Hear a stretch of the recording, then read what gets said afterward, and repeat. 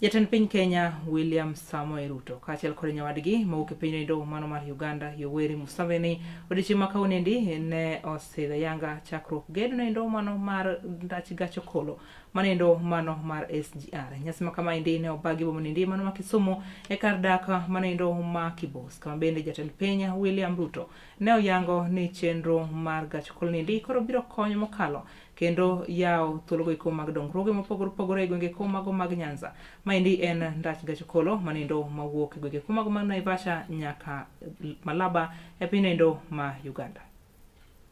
Mpango wa kusukuma hii reli kutoka pale Naivasha, mnajua tulielezwa ya kwamba na wengine wachache wakasema ile reli imekuwa reli to nowhere.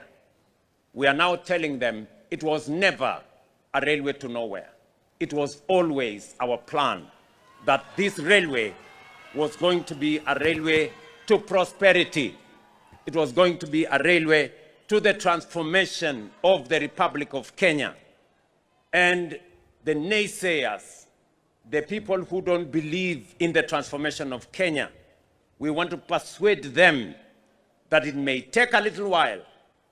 It may have delayed a bit in Narok, but today we are making sure that this transport corridor, this logistics corridor, is going to transform not just the East African community, but it is going to position Kenya, Mombasa, and the East African region as a region for economic transformation.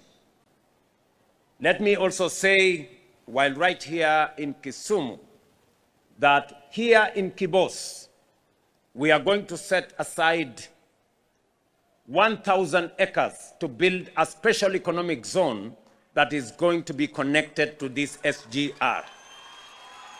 It is a program that we have worked with and we have worked on. And as I have said, I was a few days in the county of Busia, and the people of Busia equally informed me that they would want this railway to be connected to Busia town, and I did commit to them that the special economic zone in Busia is going to be connected to the standard gauge railway as we transform the economy of the East African region. The governor of Busia is right here, and he knows the request of the people of Busia when I was there a few days ago.